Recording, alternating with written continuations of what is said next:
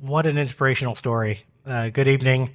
I'm Ian Holder, Chief Volunteer Officer and Chair of the Board of Directors of the YMCA of Southampton Roads.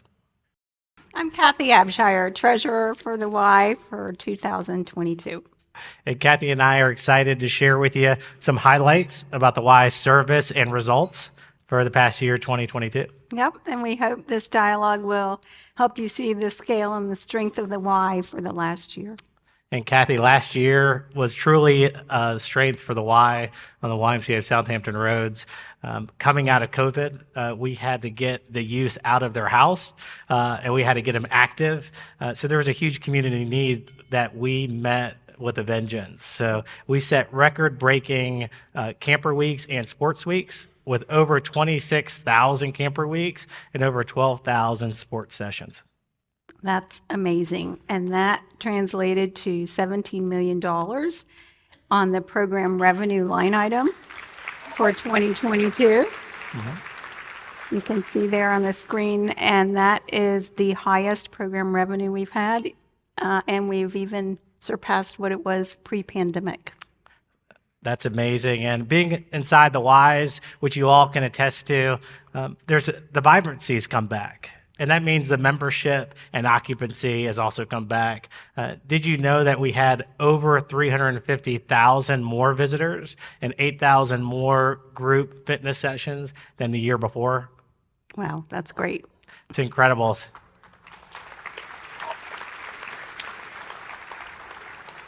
That amounted to over 2.2 million annual visitors and 42,000 group fitness classes.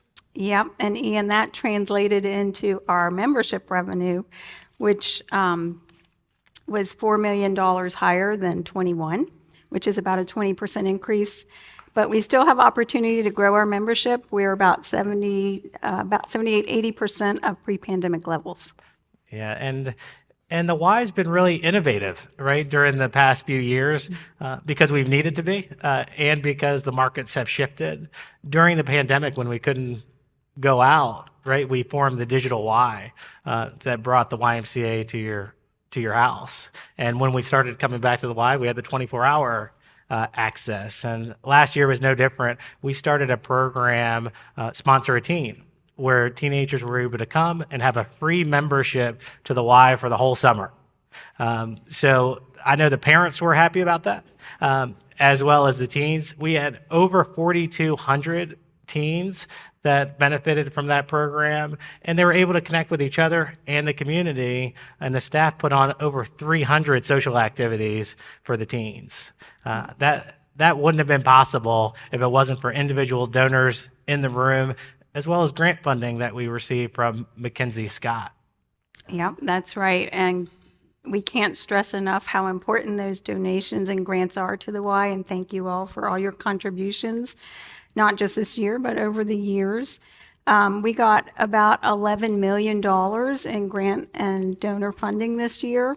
About half of that was deployed for childcare operations, and the other half sustained our labor force during the height of the pandemic.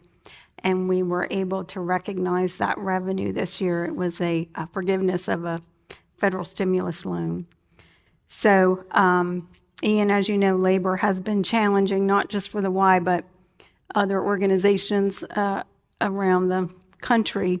And we are not out of the woods yet with the labor challenges. No, and we've had many conversations with the board and staff about the wage increases as well as the increase of everything, right? Which is the definition of inflation. As you know, Kathy, Virginia's minimum wage went from $7.25 up to $11, with talks of it going even higher.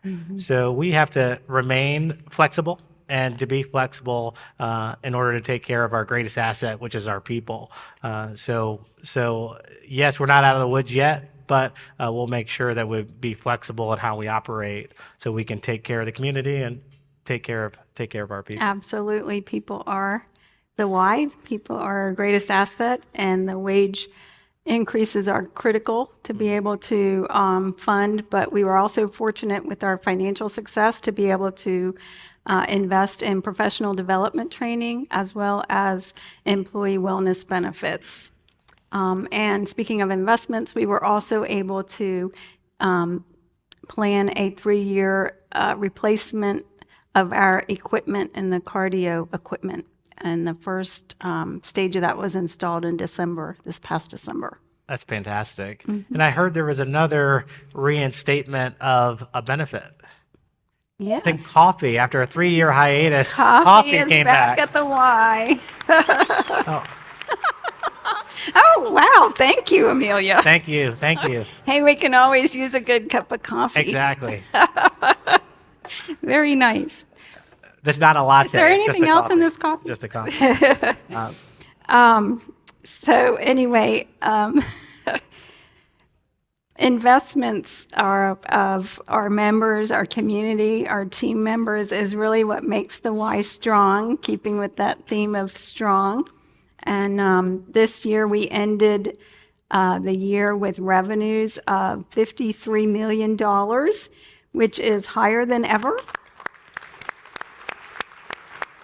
And we also have approximately $36 million of cash and investments on our balance sheet, which is also an unprecedented number and is largely in part due to the grants and donations we talked about earlier, the Mackenzie Scott grant in particular. And, the recent past has really shaped our needs and to rethink how we plan and strategize for the future to keep the Y strong and to sustain the Y. The Y has been here many, many years, and we want that to continue. So we've made great strides, but we're not 100% where we want to be with operating budgets and operating margins. So we still have some work to do. And we have a theme as part of our strategic plan of financial resiliency. So we have increased our operating reserve levels to up to $9 million because there are still financial uncertainties ahead. It feels like we're out of the pandemic, hopefully, fingers crossed. But as we stated, some of the volumes and things are still not where they were and may not come back.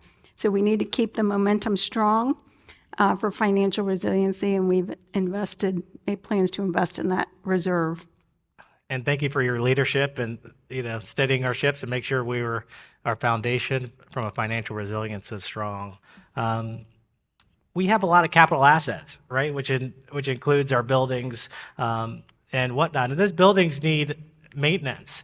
And the Y has been here since 1844, which is important. And we're making sure as a board and as a staff that we're here for the next century plus. So we really have to make sure that that our physical assets are maintained and improved over time so that we can meet the community needs. So we have 79 million in capital assets.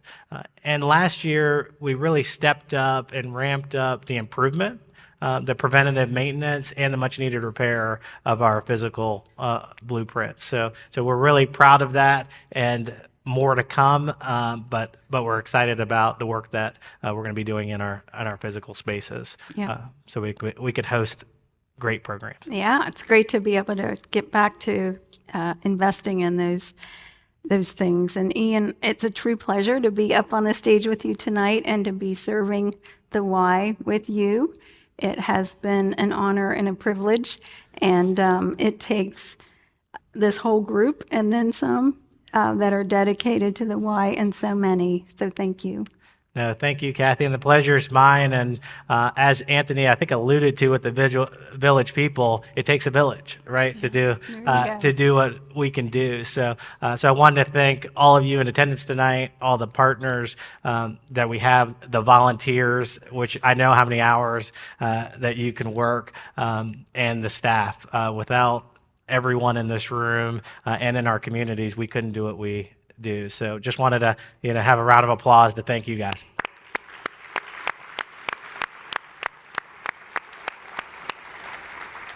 Before we yield the stage, we did want to share one last piece of business.